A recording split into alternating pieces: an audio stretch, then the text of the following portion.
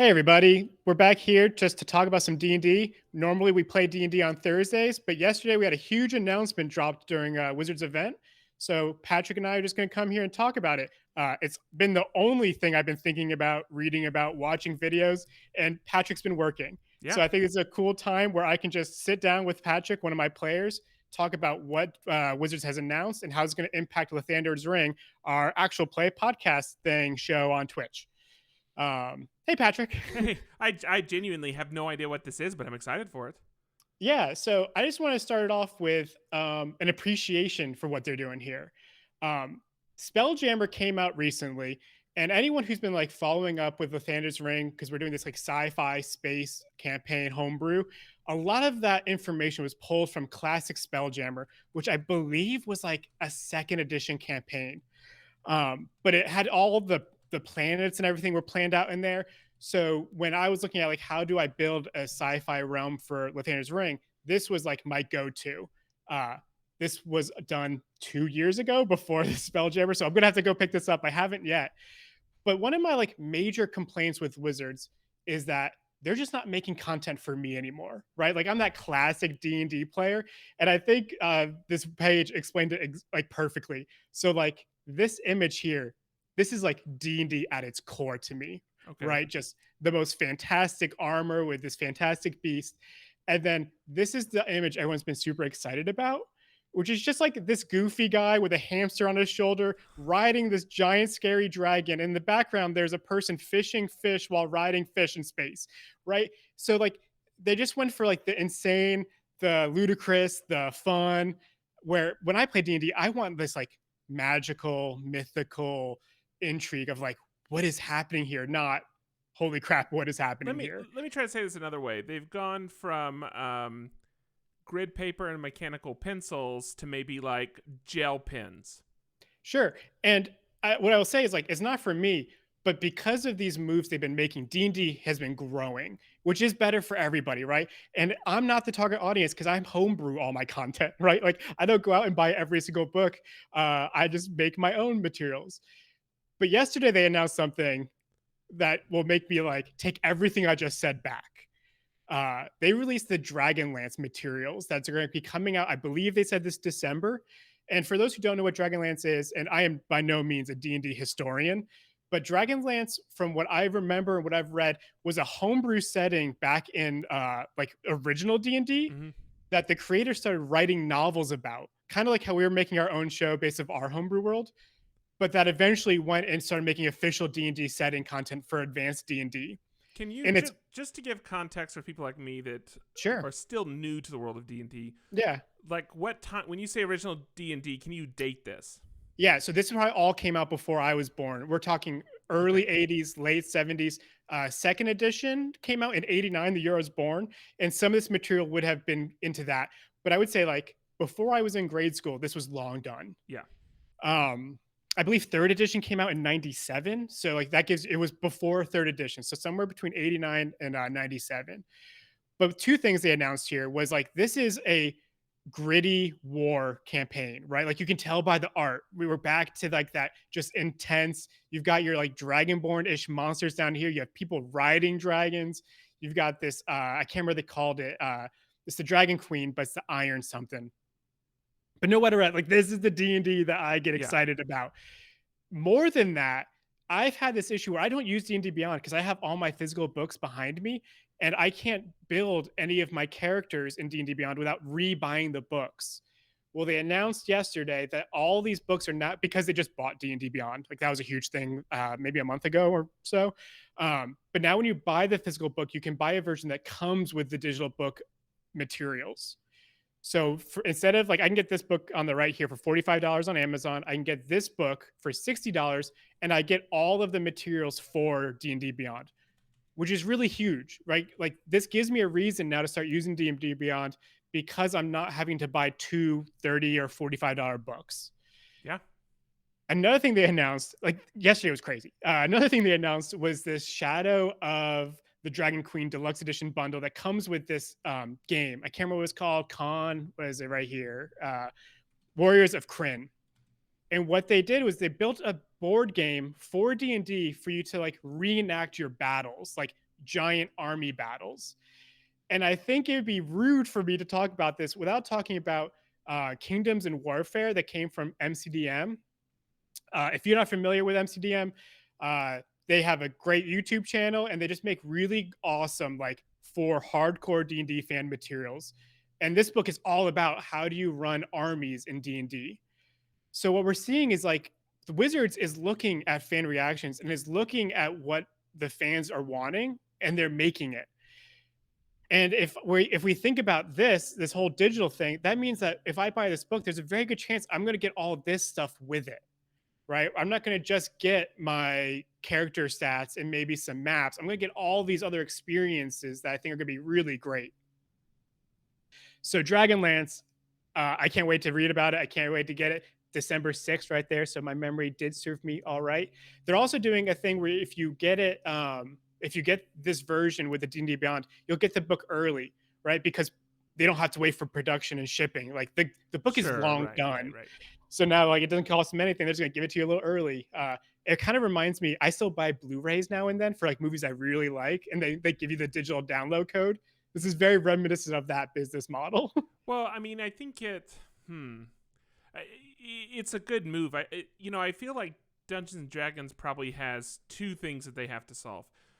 One is that there's no shortage of references, especially lately in pop culture. However, I'm not sure that the perception of D&D has actually evolved over the last several decades. So it still kind of gets talked about in the same way it's been talked about for the last 20 or 30 years. I wonder how much of that is like your and my age bracket. Like, do you think Gen Z are all talking about D&D like kids were when we were in high school?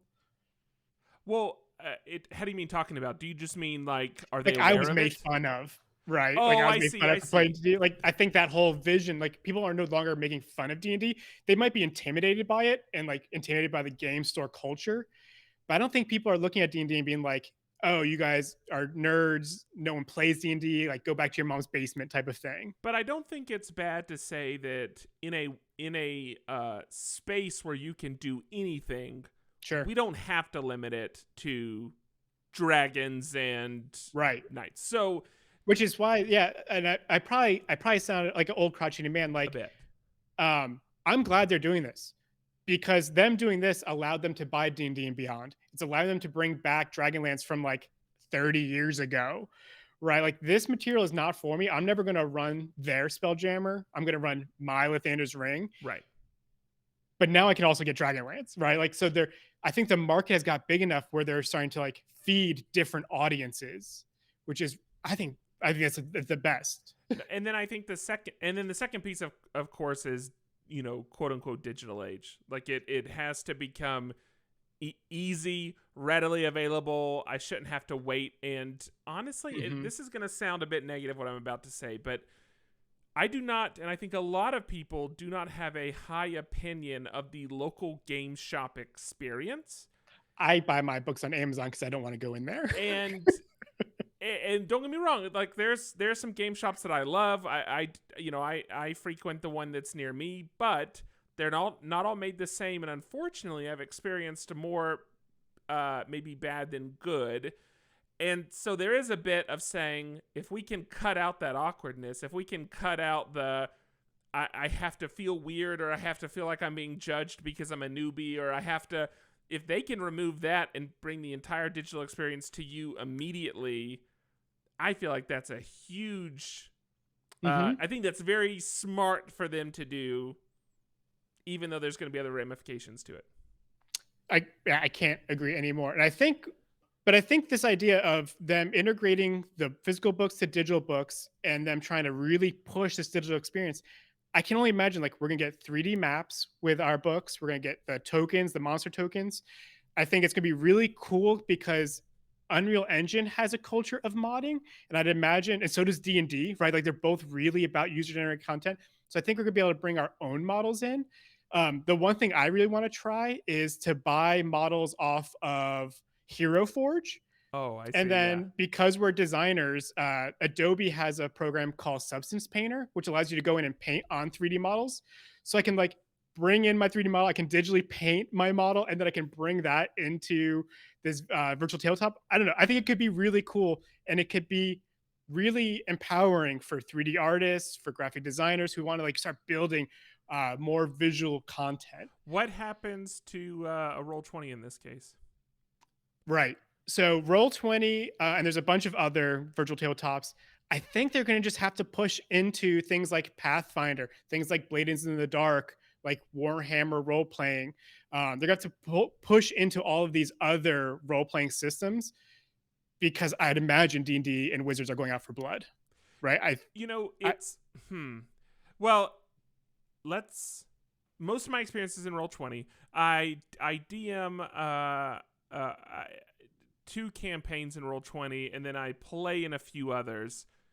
And I haven't been doing it a long time, but let's say close to 2 years inside Roll20, I still find the system painful.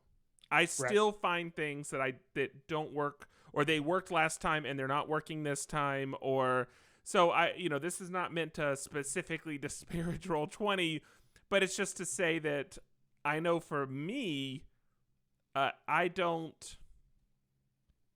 may be looking for something to come along that feels easier to jump into. Yeah, and I think so. Like we just said, buying a physical book will now unlock D&D Beyond books. So to role play on Roll20, you have to buy Roll20 books, right? Like you have to buy the D&D books in Roll20. If you want all the assets they have created to go with them. So I think, now that Wizards owns D&D Beyond, all of their focus, they might still sell their books on Roll20, right? Money's money, but they're really going to be trying to push the crowd towards D&D Beyond. I think another interesting idea about their owning D&D Beyond and them making this virtual tabletop is things like online tournaments or online groups. Like for people who just don't have that community, like you and I play online because I don't have my community here to play D&D with. Now people could potentially more easily find groups, right? And to your thought before of like, how do we get players into D&D without having them to go into awkward situations at a game store? I think there's a lot that Wizards could do with this that's going to just help the hobby. Yeah. It's also terrifying because we see giant companies take over things all the time, and like who knows what's going on. Well, it's terrifying because inevitably there will be a new normal, and we won't know until it happens if it's a better or worse normal. I think that's the perfect way to say it. I guess usually I'm like the doomsayer, and I'm like pretty hyped on all this. I can't wait. Well, they never bleed you dry in the first iteration. That's true. Like I'm a pretty big Wizards fan. There's the amount of content we got for D&D, like the Magic the Gathering announcements were like even bigger. Yeah. So there's two big things that they announced. So they gave us this very Marvel-esque timeline for the next year. And I gotta say, like, if I see these all at like $45 to $60, like I don't have $300 to drop on D&D books a year. But there's going to be a couple cool things for people who really like the last Dragon book they put out. A book all about giants and how to run giants in your game is really interesting, right? It's called Dungeons and Dragons, but giants have been a part of this since like the originals. Like the dragon and giant wars were a huge part of D&D. So it's really cool for them to start bringing that back. Keys from the Golden Vault. I believe they described like an Ocean's 11 heist series of adventures. So I've got the Tales of the Yawning Portal. There's also the Candlekeep something. Like there's those books that have just a lot of little adventures. This is going to be like that, but all about heists and Ocean's 11. Phandelver campaign is a reaction to everyone loving that starter set. And they're going to make did you finish it yet? I know you're wrapping it up. We literally have one session left. Okay. We have one, but this is how all campaigns go. We will have one session left for the next 6 months. Once you do finish it, you'll be the first person I know to have finished it. Oh. But it was 1 through 5, right? All your players are 5th level now? Yes. You're supposed to be by the end of the campaign. I think I might be split partly 4, partly 5, but. So this is like, they would call that an adventure. This will be a full campaign, theoretically bringing your players into the high teens. And then Book of Many Things is going to be like an item book or like Mordenkainenum, like those type of books, but based off of the Deck of Many Things. Another really old school item. And then Planescape, which I don't know enough to go in about, Yeah. but this is the book I'm most excited about. It's a realm unlike Earth, right? Like it's total magic. You're not on the material plane at all. It's the city's run by this lady of pain, and she's got like swords coming out of her head. It's just like over the top, and I'm really excited. But that means Spelljammer, Dragonlance, the Book of Many Things, Planescape. These are all pulling from ideas pre third edition. Like they're pulling back. It's kind of like when Disney goes back into the archives and remakes something. Yeah. But this has been like the people like me who have been not super hyped on all the content they've been making. They're still making like Keys from the Golden Vault. I probably won't play, and Fandelver. I think Fandelver's genius, but I probably won't play this. But they're making this for everybody, right? Everyone's getting served with D&D now, which I think is super cool. So last thing we want to talk about is the Unearthed Arcana.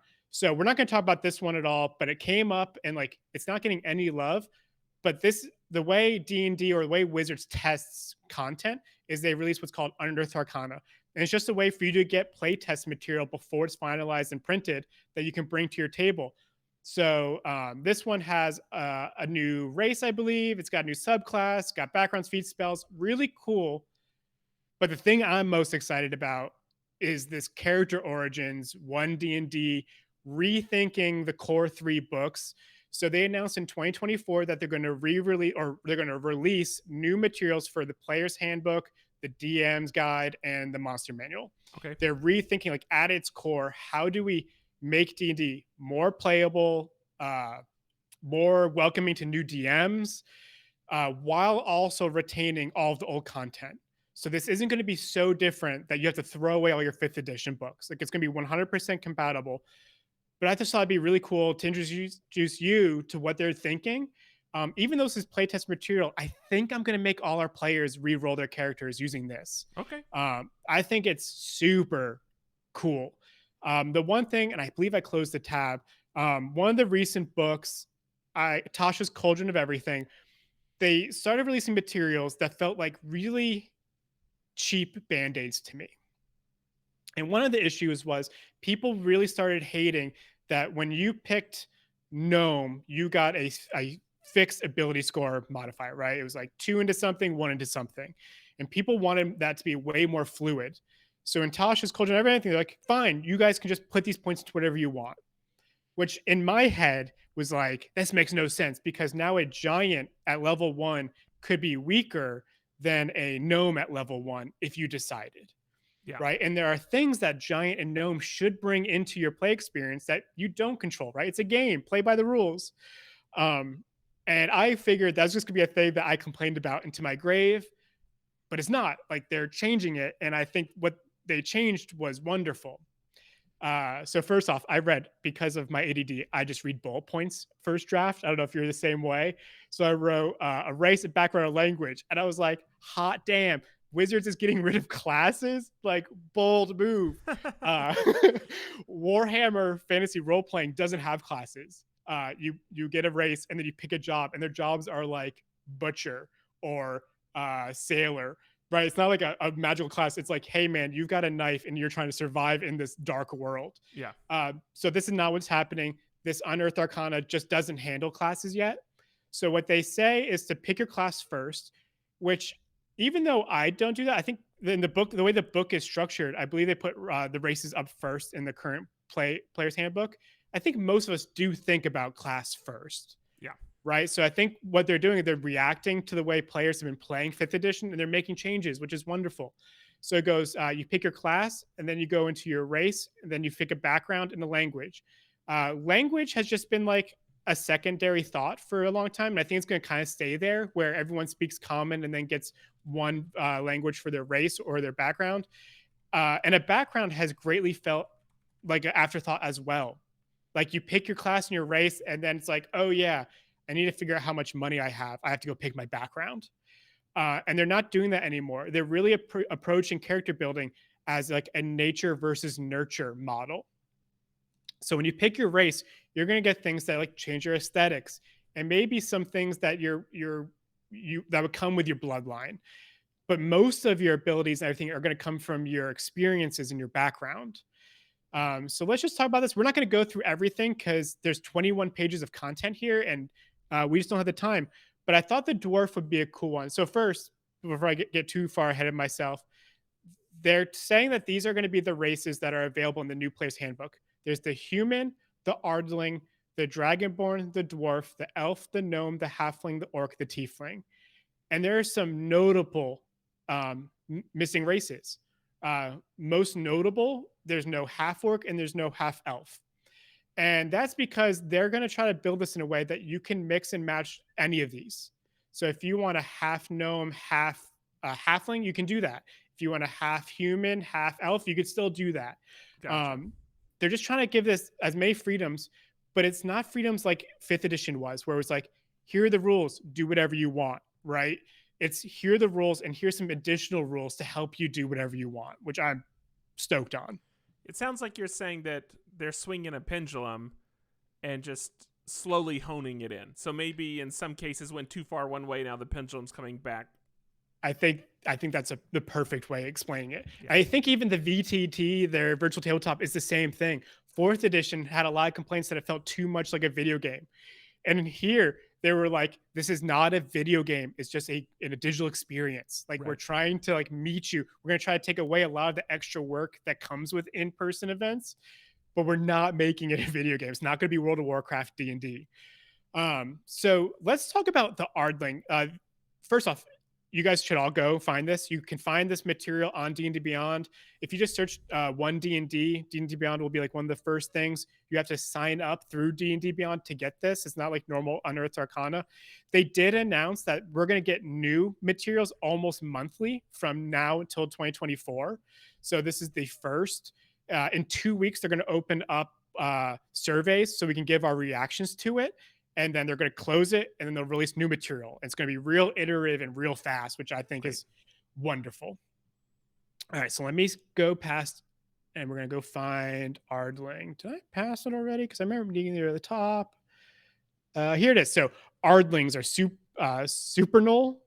So probably supposed to be supernatural beings who are either born on the upper planes or have one or more ancestors who originated there.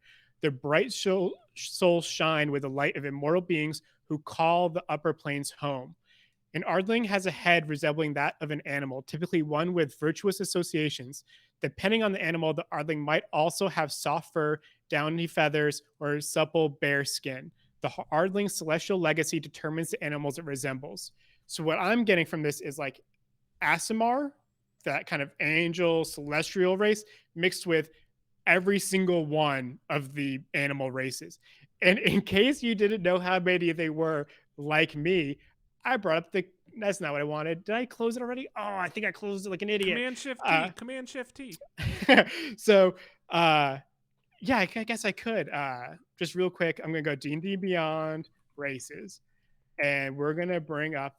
So if you guys were like, how many animal races are there in D&D now? So, they have the lion. They have kind of like this goat satire thing here, satyr. They have owl, eagle, the bugbear, which is a different thing. They've got rabbit. They've got little dragon kobold. They've got raven kenku. They have bull minotaur. They've got lizard folk.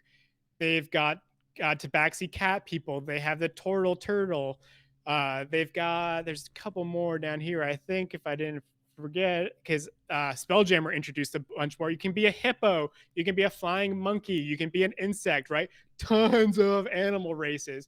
And I think all this does is it kind of simplifies it down into one, right? Okay. And if you go down here, you've got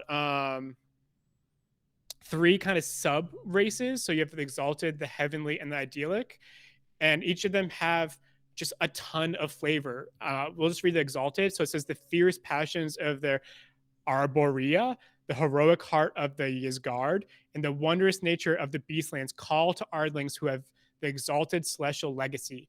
their celestial ancestors are heroic champions of the chaotic good planes. So another thing to note, so the Ardling represents celestial. So you have the chaotic good, you have the lawful good, and you have the neutral good. So like, how do you want to play your character? And then you can select.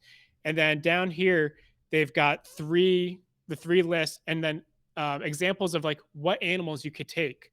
So if you want to be a tabaxi, you take the exalted Ardling. And then you get, your first level cantrip thaumaturgy. At third level, you get divine flavor. And then fifth level, you get lesser restoration. It also gives you angelic flight, but they're changing flight, right? So right now, there's no Aarakocra, there's no Kenku, right? Or Kenku don't have flight, so there's no Aarakocra. But what they're doing is like you can spawn these angelic wings for 6 seconds as a bonus action a couple times a day. So instead of having flight, and we've run into this with Andrew's Aarakocra, Yeah. because he's like, I get up and fly. I was like, cool, where are you flying to? Are you ending mid-flight? Like, are you going to pick up next turn and keep flying? And it's just like always, like mechanically, how do you handle this? This, if you fly and you don't land by the end of your movement, you fall. So they're just streamlining things. I think it's gonna make some players like Andrew might be frustrated the fact that his Aarakocra will no longer be able just to fly wherever he wants, but it's made to like quicken up the pace. They're also doing a thing with a bunch of the races where you're not just one size, right? Like humans aren't all 4 foot to 7 foot. Like some are smaller. If you want to play a child in D&D, you were still a medium creature, which didn't make sense.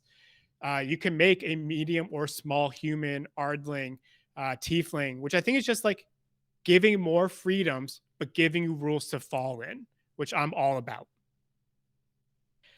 I've been talking a lot. Are you okay over there? Do you have any questions or things that you're thinking? No, mainly just thinking of how I can make jokes about what you're saying. But it's interesting. Do you get the sense that they're trying to curb some of the I'm trying to figure out a nice way to say it. Some of the you have some people that approach this game as though they're like a Harvard professor, like tenured person. Like that's the Sure, yeah. the level of like academic thought they put in it. Do you get the sense that some of this is trying to curb that a bit? Like, is that partly how you speed up the flow of the game? Yeah, I think 5th edition was made imagining that all DMs had played 3.5 or 4. Right? Like I came from 3.5. So when I picked up 5, it was all new, but the words were the same and I understood how to play. I think what they're trying to do is like the fact that if you read through this player's handbook or the DM's guide and half of the rules, they go, unless your DM says otherwise. That puts a lot of weird pressure on new DMs who don't have a history with the game. I'm still going to do that whenever I want, right?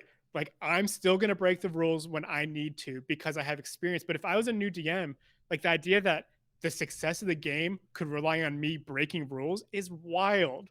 And I think that's what they're doing. Like because Stranger Things is going to bring in, and because Critical Role and just fandom, right, is going to bring in all these new DMs. They're like, we need to give them a tool set. Honestly, this probably should have happened like 3 years ago. Well, they basically, I mean, even in the Fendelin starter set, they basically say like, I don't remember the exact wording, but it felt along the lines of, if it'll make your players happier, then basically bend rules. But how do you make the decision when to do that, especially if you've never been around it before? But I think there's been an interesting culture that I don't find myself in, where D&D has become strictly a storytelling vehicle and not a game. Because if there's no rules to follow, then it's not a game. You're just having fun. And like people who are doing that, like that's awesome. Like if you're playing D&D and you're having more fun as just a vehicle for storytelling and not a game, like as a DM, I still want to play a game. Yeah. Like when I'm doing combat where I'm building worlds, like I want to fight the rules as much as you guys are fighting it, but I want the rules. And I think, yeah, they're gonna streamline gameplay. They're gonna streamline character building while giving the players more ways to build characters they fall in love with. So one other example I thought was really cool. So the dwarf, you can tell it's this column here, goes down here, and then it ends here. So we're talking like half a page, and I already feel like I get enough of what I need out of a dwarf. Yeah. And they keep saying, so I've been watching a lot of videos from Wizards. They keep saying like, this is the most dwarf we could build. So we talked about before, like this nature versus nurture. So you get humanoid, you get a very strict size, right? Because dwarves are dwarves. Right. You get the lifespan, which is super. They're really putting a preference or a priority on lifespan in all of these characters.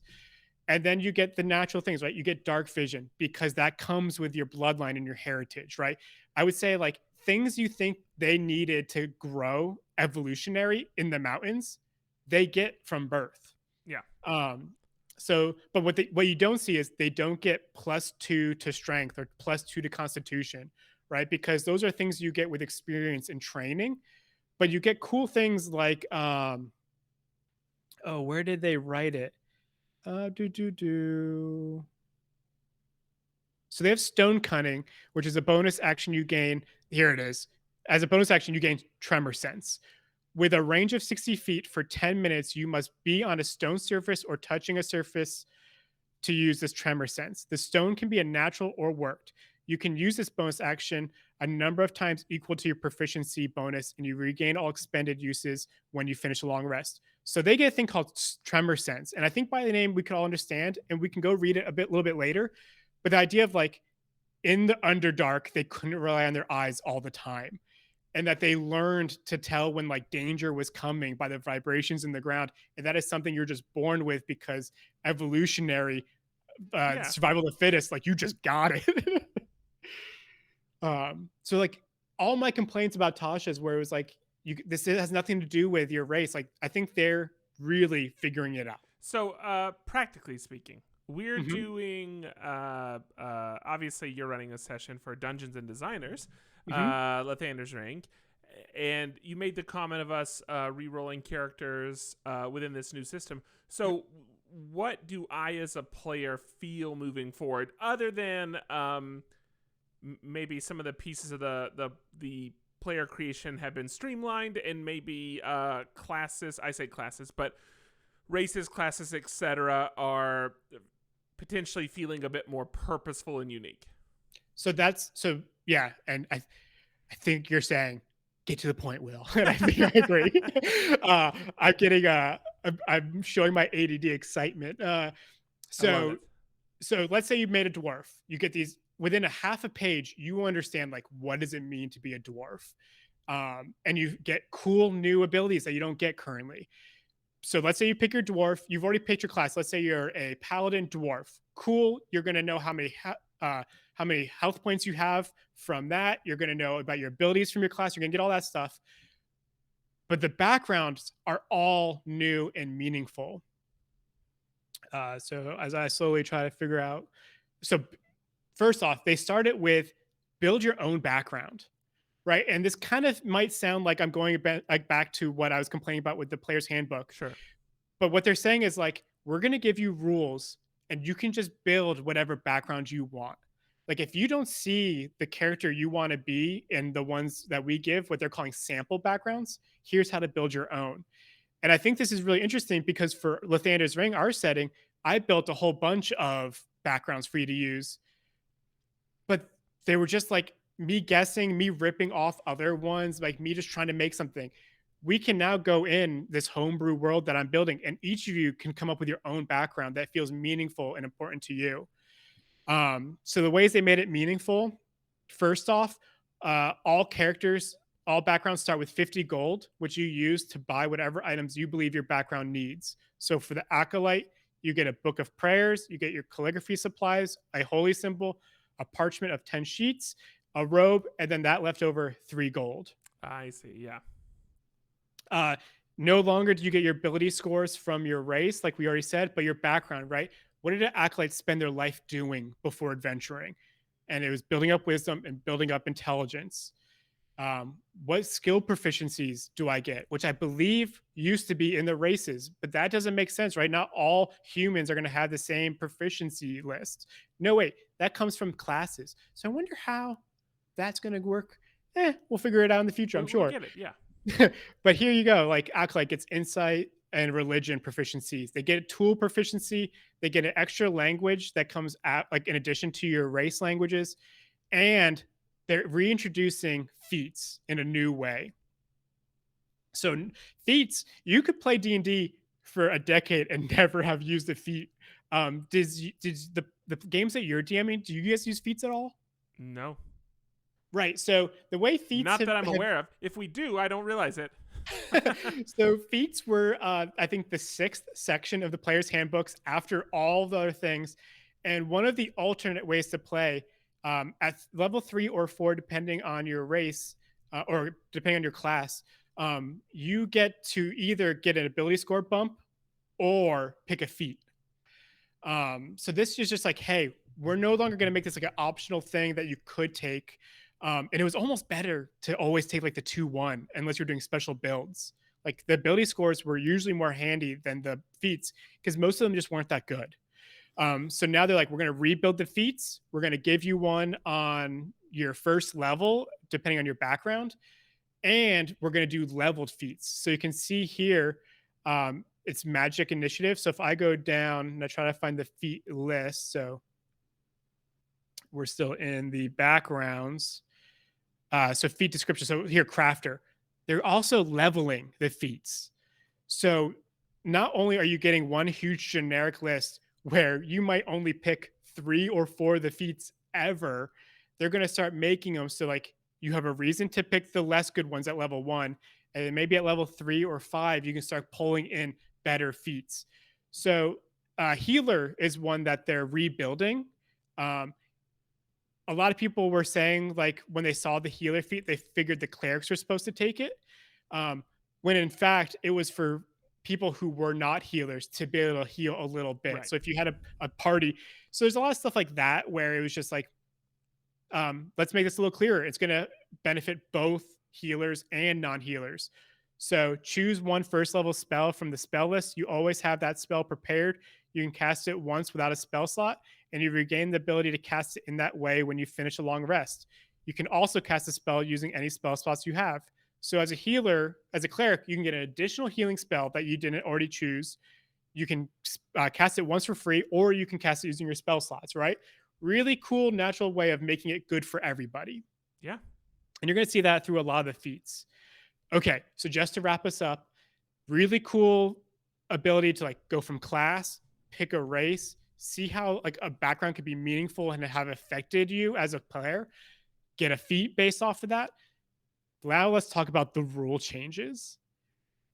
This is probably the part that like made me the angriest. Okay. It's the part that they keep reminding you this is not final, right? This is playtest material. They want to test ideas. So let's just start with we'll skip over this text. Let's talk about critical hits. So the big thing that people don't understand is you get a critical hit no matter what you're attacking with, no matter how you're attacking. So this came up, I think, in one of our last games. Like if you crit with a spell, you re-roll all your damage dice. So any dice you have, you roll twice. And they said Jeremy Crawford, who does a lot of the questions on Twitter, is like, people keep asking me, do spellcasters crit? And he goes, the answer was yes. Now we're making it no. He's like, it didn't make logical sense to people that spellcasters are critting. So now you only crit if you're using a weapon. Monsters also don't crit. So only players can crit. Okay. Right. So I think like I've only played spellcasters almost strictly. The fact that you can cast a spell, burn a spell slot, and miss is like the most disheartening piece of D&D. Now the fact that if I burn my spell slot and I hit and I crit, it doesn't mean a crit, really makes me angry. So there's no like trade-off that says you always do some damage? No, it's the same rules as before, so but worse. It sucks and it got worse. Yeah, and the other thing, so if you're a paladin and you have smite, when you crit, you would roll your weapon damage and you roll your smite dice. So you would double all dice you were rolling. Now it's Just purely weapon, I'm guessing. So for most people, let's say a D8 is, I think it's a great sword, is your D8 damage. All you're doing is rolling 2 D8s, and that's it. Which is like, I don't know, man. Like a crit is a crit. Like that's a big part of D&D. It's a reason for your table to get excited. And now it feels very, I don't know, lackluster. I mean, it's not, but it's a big miss. I think so. And I even when they were talking about this, they've released like a pre-recorded video where Jeremy Crawford was talking about the rules. And when this came up, he was like, this is just playtest material. Like this could change. So you can tell, like, when he was announcing it, he wasn't too sure about it, maybe. Or he wanted to make sure that I didn't get on Twitter and just start getting angry at him. Yeah. Like you would do better, in my opinion, to like reduce the damage someone does by 50%, but let them crit 15 through 20. You know what I'm saying? Like there's things like that you could do to my point is infuse more excitement in the game. Mm-hmm.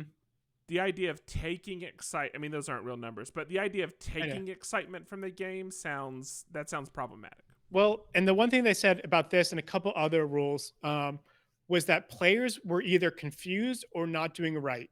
And their reaction was, let's just make it the way they thought it was, rather than let's try to be clearer with how we explain the rules. Right.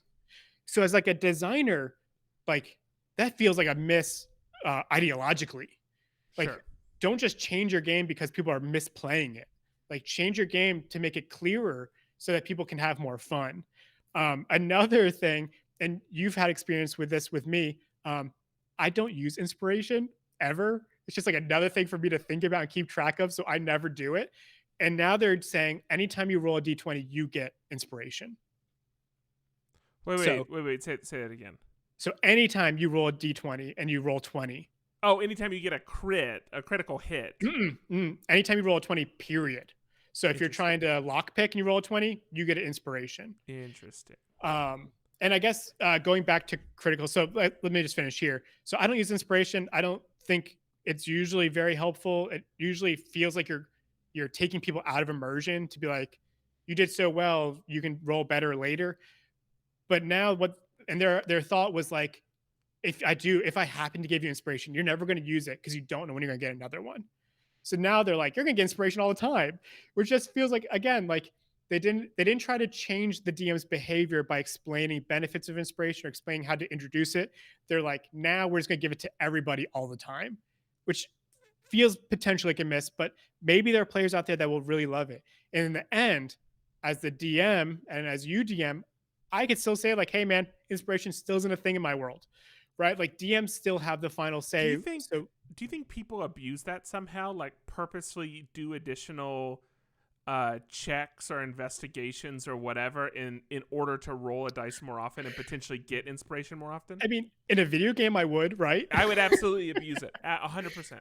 One of the big issues was in the wording of is either the DM's guide or the player's handbook.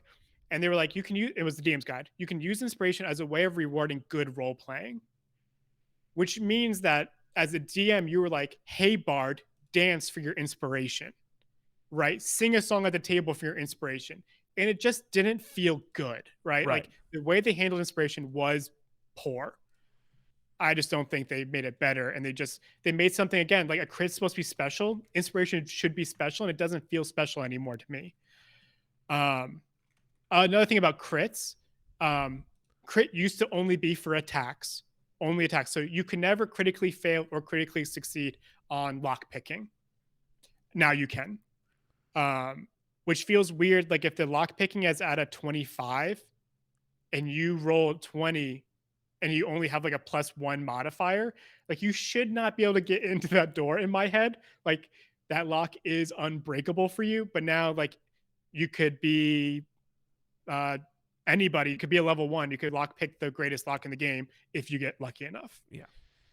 Which, I mean, hey, they talk about grappling because grappling is like one of those things like no one knows how to do. Yeah. And it comes up all the time. So they're helping with that. So it's just been like all around really cool. They're reorganizing spells into 3 different families. So now instead of saying like you get a spell from the Bard spell list, they'll say you get a spell from the primal spells. Which is just another way. Like, I think it's a little weird because they already categorize spells by like college or school. I can't remember what they call it, but like thaumaturgy is an inconvention. Can't say that word right now. But like they all have their own colleges already, so this just feels like a secondary way of categorizing spells. But if it makes it easier for everyone in the long run, super. Sure. So you've got our stream up. How long have we been streaming? Yeah, about 50 minutes. 50? Yes. So it's up to you. Do you want to try to build a character with this today, or do you want to come back on another day, maybe part of a Dungeon and Designer stream and do it? Yeah, why don't we do that? I think this is good insight for this. Sure. But Yeah. I know that we all in this case will need to rebuild characters. Mm-hmm. So why don't we just plan a character building day and we will all sit down and go through it? I think that's like a great plan. So, if you're interested in this, they have a really good FAQ. First off, there's hours of videos. Shout outs to like WebDM. They put out a really great video. D&D Beyond is putting out videos. Like they are trying to make sure that this ground-breaking, ground-rocking, foundation smashing update is not going to scare players, right? Right. And I, for one, like don't think you should be scared. You know who I am. I'm usually really pessimistic, and like I'm authentically excited about almost everything. I'm excited for growth, and I'm excited that they're testing this material out in a way that they can pivot and make a game for the gamers. Yeah. But yeah, there's an FAQ you can come and read. So yeah, I think it all sounds like it. Just listening to this. And I haven't read as deeply as you have. It all sounds fairly logical. I do think,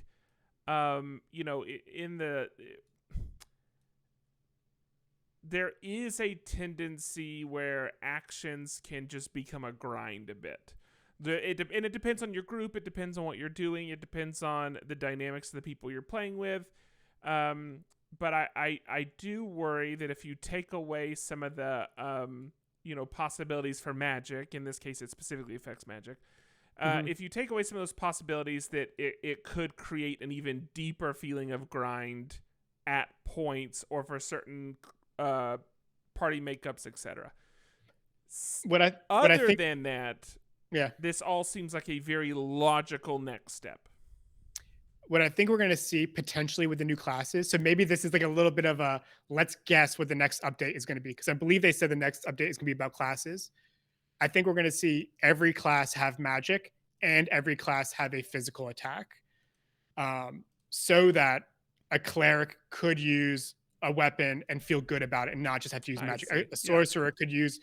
There's been a big push for D&D to be more magical. So like not using magic feels weird, or not being able to feel magic, it feels weird.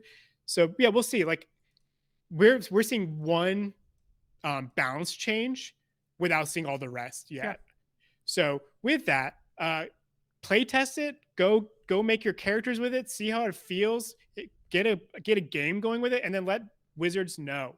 Like be vocal, but also be understanding, kind. Don't go on Reddit and just be a dickhole. Don't go on Twitter and just yell at people. Like, make this game more approachable. Like, we don't need to be those really angry neckbeard nerds. Like, just make friends. That's true. And if you want to do those things, just ask Will, and Will will do it on your behalf. Hey, if you want to do those things, join us on the M of One Slack or the M of One Discord. You can find, I think, both of those at the website. Patrick, what's our M of One website? M-of-1.network. Right, I should have known that one. But yeah, you guys can find us. We're gonna try to start Dungeons and Designers up soon. That streams normally on the second and fourth Thursday of the month. We have bits and boards every first Thursday of the month. We have a really exciting guest coming up this. I think we're actually doing a Friday, so the first Friday of September. We got a really great guest, and then every Monday you can come for Pop Culture Roundtable. Patrick, what am I missing that other people should know about as we sign off? Here's the thing. If you just follow us on social and you join on Slack, join the Discord, we'll let you know. And especially just follow and sub on Twitch and YouTube. Twitch is like your best source of truth. I think this Monday I get to give you my Bezo bucks. Oh, I'm looking forward to it. That's right. If you do have Amazon Prime, then you have a free Twitch sub that you could be giving, and you can we will take it from you. We will say yes to it. We'll say yes to that mess that is Jeff Bezos. All right, everyone. I think that's where we're going to sign off. Thank you for watching. Leave any thoughts you have in the comments, and then come join us on our next live stream. See you later.